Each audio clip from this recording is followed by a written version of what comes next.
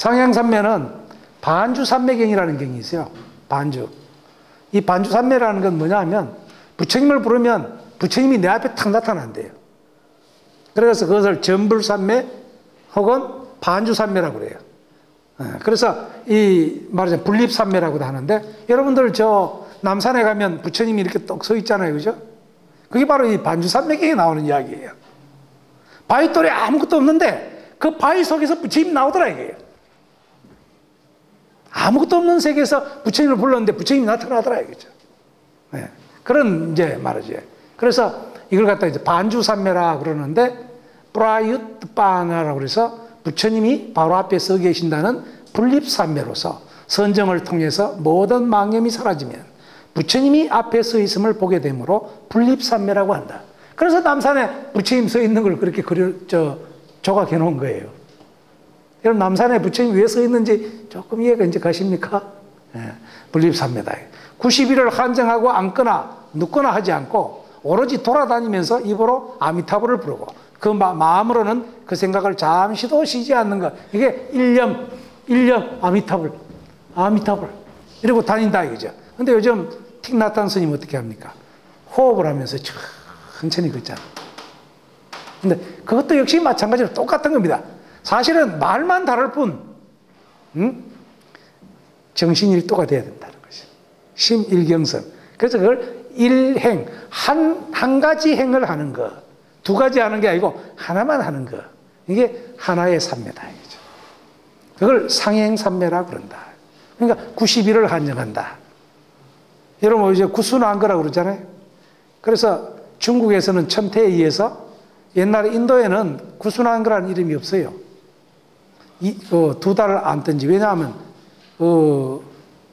인도는 그 우기가 한 2달 정도 계속된대요. 그래서 우기를 피해서 공부를 하는 거거든요. 이게 이제 구순 동안 하는 건 이 상행삼매 혹은 상자삼매 이런 데서 온 거다. 그 다음에 반행반자삼매는 방등경과 법화경에 의한 수행 방법인데, 방등경에 의하면 7일을 한 기한으로 도량을 120번을 돌면서 다란을 외우다가 앉아서 법계의 참모습을 사유하고 다시 도량을 돌고 또 안전과 걸음을 반복하여 수행하는 것. 이게 바로 반행반자삼매입니다. 지금 요즘 참선 선방에 1시간 혹은 2시간 앉았다가 그 다음 일어나가지고 이렇게 걷는 것입니다. 이게 또 이와 같은 겁니다, 사실은. 근데 이거는 다만 반은 앉고 반은 걸어다니는 거니까 조금 다르죠.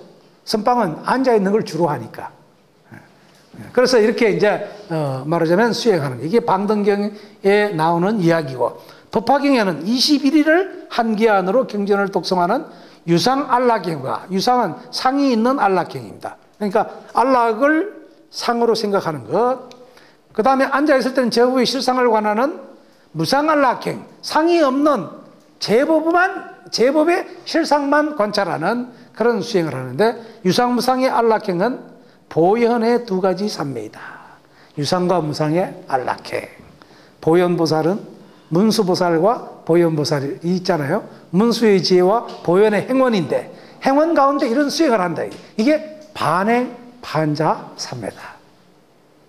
오늘 이거 다 설학과에서 한 학기 공부할 때 이거 가지고 한참 이야기하는 건데, 오늘 대충 이런 게 있다 하는 걸 이제 여러분들 생각하시고. 그 다음에 이제 비행비자삼매입니다. 아까 이야기했던 것처럼 규정된 방법에 얽매이지 않는 일상생활 전체 속에서 삼매를 수행하는 것.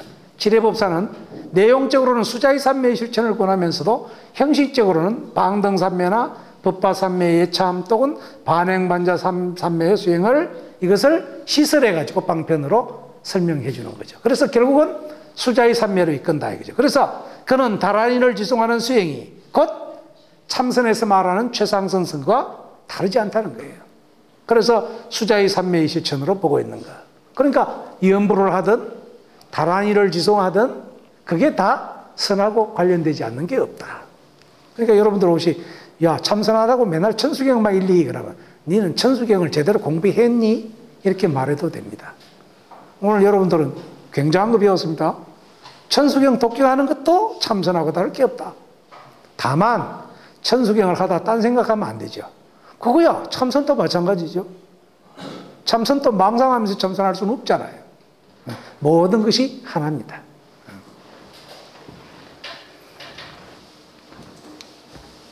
관세음의 이름이 여기 나와 있습니다. 그죠? 아와 플러스 로키타 이스와라 이 세 가지가 합해져 있다. 아와라는 말은 뭐뭐로부터 아래로라는 동사적인 의미, 또 뭐뭐로부터 아래로 관하여 보는 관이라는 의미, 이런 뜻이 있어요. 또 그래서 이게 본다라는 뜻인 견의 의미가 있다. 로카라는 말은 로키타, 로카야티, 이건 세계라는 말이에요. 이스와라는 말은 자제심. 상세하게 여러분들 거기 뒤에 여러분들 설명이 되어 있죠. 아와로키 때에다가 스와라를 붙이니까 아와로키 때 스와라. 그러니까 세상을 관하는 자제신, 관세음이다, 그죠? 그래서 세자제, 관세자제. 아발로라는 말은 아폴로라는 말하고 같은 의미가 있대요. 해신인 아폴로의 화음이고 스와라는 브라만의 주신 시바신의 뜻이 있다는 거예요. 그래서 아폴로와 시바신의 뜻이 있는 게 아와로키타다. 그래서 이런 신들이 부처님의 제자로 들어와서 말하자면 방편으로 나타난 보살이 바로 관세음보살이다. 이렇게 설명도 합니다. 이건 좀 학문적인 이야기고요. 그 다음에 이제 여기 능원경에 보면 이건 원통이라는 말이 있습니다. 능원경 권 6에 보면 관음보살 자신이 삼매에 들게 된 연유를 설명하는 가운데 부처님께 고하기를 옛날에 수없이 많은 항하사급 이전에 어떤 부처님이 출현하시니 그 이름이 관세음이었습니다. 저 시방세계의 고뇌 중생으로 하여금 그 음성을 관하여 해탈을 얻게 하였는데 중생들의 듣는 귀가 청명함으로 청각적 언어를 통해 그들을 진리의 세계로 이끄는 것을 수행으로 삼는다. 그래서 관세음의 수행 방법, 우리는 이를 이건 원통이라고 그런다. 그래서 원통전 그러죠. 어디에 있습니까? 저 낙산사에 가면 관음전이 있죠. 그게 그 원통전이 있습니다. 그죠? 원통보전. 둥글 원자에다가 통할 통제, 모든 게 통하는 거죠. 소리를 듣고 크기로 들어가게 돼 있다. 그죠? 이게 사실은 제일 중요한 겁니다. 이건 원통. 땡 하는 순간 조신이 일생을 살았던 것처럼. 반대로 생각하면 땡 하는 순간 부처님의 세계로 들어가는 거야. 이게 이건 원통이다. 원통대사, 원통전, 원통교주, 관음대사, 광세음으로 이렇게 부르고 있다. 보탈아까산, 여러분 이 이야기는 들어보셨습니까? 포탈아까. 포탈라. 여러분 포탈라 들어보셨어요?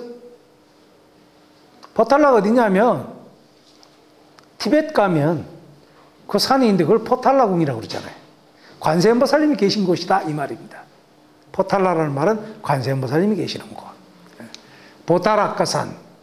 여기 남해 가면 이 산이 있습니다. 그죠? 금산도 보탈아까산.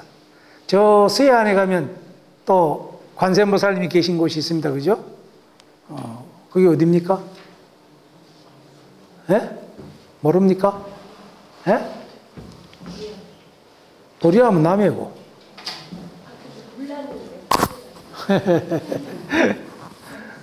서해안에도 가면 있고 동해안에 불난 곳은 동해안이죠.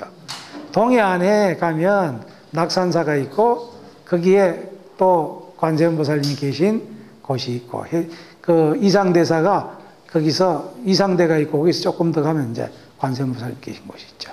이게 보탈아까산. 또 서해안에 가면 또 있습니다. 여러분들 잘 모르시네. 혹시 향이라면 아닙니까? 향이라면 남쪽에 있죠. 숙제를 내드릴까? 네.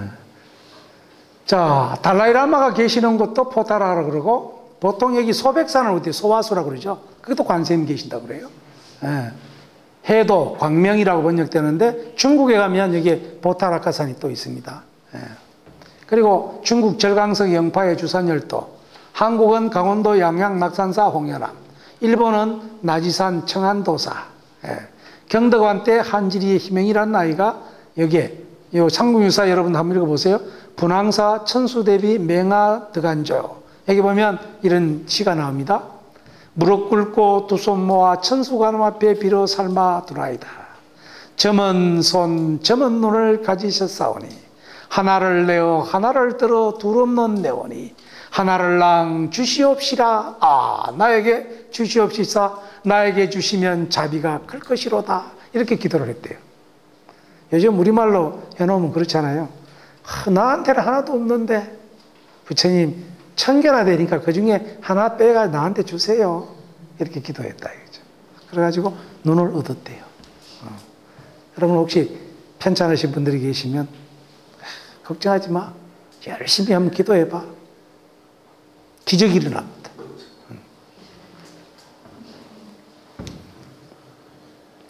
25보살이 각각 40개의 손과 눈을 갖춘 까닭에 그 합이 곱하면 천수천왕이 된다. 또 25보살이 11면 곱하기 2개의 눈을 가졌으니까 11 곱하기 2 하면 22개죠. 거기다 더하기 3개 하면 24개, 5개의 보살이 된다. 또 1면에는 3개의 눈을 가지고 있으니까 25왕과 40개의 손이 된다. 이렇게 해서 천수로 계산하기도 합니다. 그 다음에 여러분들 욕계, 색계, 무색계에 대한 이야기는 여러분들에게 했죠. 그래서 이런 것들이 이제, 다 있습니다. 그러니까, 욕계, 색계, 무색계. 욕계 6전, 색계 18전, 무색계 4전. 그래서 6, 18, 4. 그래서 28전. 또 3계 25유. 그래서 28개의 하늘. 이렇게도 설명을 합니다. 자, 화엄경 입법계품에 보면, 내가 마이크를 안 들고 했네. 그러니까 목이 자꾸 타네. 정신이 요새 없네요. 서기 1세기의 화엄경 입법계품에 보면, 선제동자가 53선지식 중에서 28번째 남천축국의 보타락가산에서 관세음보살을 칭견합니다. 그래서 서기 148년 안세호의 불설 자서산매경에는 광세음이라고 나오고 기원전후 성립한 다라니 직경 법화산매경 법화경 보문품 능언경 여기에 보면 이런 게 나타난다. 그 다음에 서기 1세기에 조성된 관세음보살이나 인도의 간다라 지방에서 이 관세음보살에 대한 게 나타나고 있다. 그 다음에 서기 400년 초 천축을 순례한 법편 역유천축기저이라고 하는 책을 썼는데 그 가운데 대성의 보살들은 반야바라밀과 문수사리 및 관세음 등을 공양한다. 이렇게 그때 벌써 이런 관음보살과 문수보살에 대한 신앙이 있었다는 게 등장한다. 그 다음에 관음보살과 아미타불의 관계인데요. 반주산매경 이후 148년 이후에 안세고라든가 지루가참 등에 의해서 이 반주산매경이 번역이 되는데 이 아미타경은 구마라집이 번역을 하고 또 당나라 현장법사에 의해서 번역이 되었고 서기 1세기경에 서북인도에서 처음에는 독립적으로 발전했고 나중에는 통합돼서 이것을 비화경 또 관세음보살 수기경에 의하면 아미타 부처님은 과거 대세지보살 및 관세음보살님이 아버지다 이렇게도 나옵니다. 여기에 대한 이야기도 아주 참 그 슬픈 이야기가 있어요. 마엘바질이라는 곳에 그 아버지가 후처를 뒀는데 이 후처가 애들을 데리고 왔는데 아버지가 놓은 아들 딸을 없애기 위해 가지고 마엘바질이라는 곳에 갖다 내버리고 옵니다. 그러면 얘들이 죽으면서 비통하게 하면서 거기다 써놓고 죽기를 뭐라고 그랬냐. 앞으로 사람들이 태어나는 곳에는 저 같은 이런 고통을 당하는 사람이 없었으면 좋겠습니다. 그러고 원을 세워가지고 관세음보살이 됐다. 이런 이야기가 나와요. 그래서 후대에는 동일화된 모습으로 광세음 대세지 대사라고 이렇게 나옵니다. 이게 불설 해용왕경에 나오는 이야기입니다. 여기 보면 광세음 대세지 대사 이게 함께 되어 있죠. 관음과 대세지가 함께 있는 말하자면 대사라는 말은 보살이거든요. 그래서 이렇게 이제 부르기도 한다. 자, 우리나라에는요, 서기 384년, 이게 백제가 불교를 받아들인 때입니다. 침유왕 때죠. 태동고성전 마라난타조에 보면 관세음의 궁전이 그 산정 오락산에 있다. 여러분 오락산 가보셨습니까? 예, 오락산 이게 저기 중부 지역에 있는 산이죠. 오락산 덕주사라는 곳이 있고 거기 가면 세계사라는 절도 있고 그 산 너머에는 거기에서 박정희 대통령이 기도를 했다고 그러죠. 그래가지고 거기서 잘못해가 사람을 죽여가지고 뭐 만주로 도망을 간 이야기가 있습니다. 그래서 그런 이제 곳이 있는데 여기 이제 말하자면 이 오락산에 관세음보살님이 계셨다. 또 서기 583년에 백제사문 일라를 구세 관세음의 제례로 정정했다. 그래서 거기 가면 구다라 관음이라는 것을 그 박물관에 모셔놓고 있습니다. 호류지에 가면 신라의 관음 신앙은 상공유사, 자장율사, 상공유사에 보면 자장율사의 부모가 천부관음께 자식을 두어달라고 기도를 해가지고 자장율사를 태어나게 했다. 이런 이야기가 나옵니다. 신문왕 때 대덕경은 갑자기 병이 났다. 아까 그 나왔죠. 제가 아까 무슨 왕인지 잘 모른다 그러는데 경흥대사인데 한 비구니 스님이 병을 치료하기 위해서 슬픔의 소치다. 그래서 희수하면 날이라. 그러고 11면상의 과면을 만들어가지고 웃음거리춤을 추게 하니 병이 나왔다. 그래서 남왕사에 들어가서 그 지팡이가 남아있었는데 탱화에는 11면 원통상에 있더라. 이런 이야기가 나옵니다. 그 다음에 경덕왕 때 희멍리의 이야기, 그 다음에 당나라 적산원의 강경이식에 나무 대자대비를 선창하고 대중은 관세음보살을 부른다. 이런 이야기가 나오는 걸 보면 굉장히 우리나라에는 오랫동안 이 관세음보살님에 대한 신앙이 있었다. 이것뿐만 아닙니다. 관세음보살님이 그림 그리는 사람에게 나타난 이야기라든가 여러 가지 이야기들이 우리 이 경주 신라 땅에 특히 관세음보살님에 대한 이야기가 굉장히 많이 나타납니다.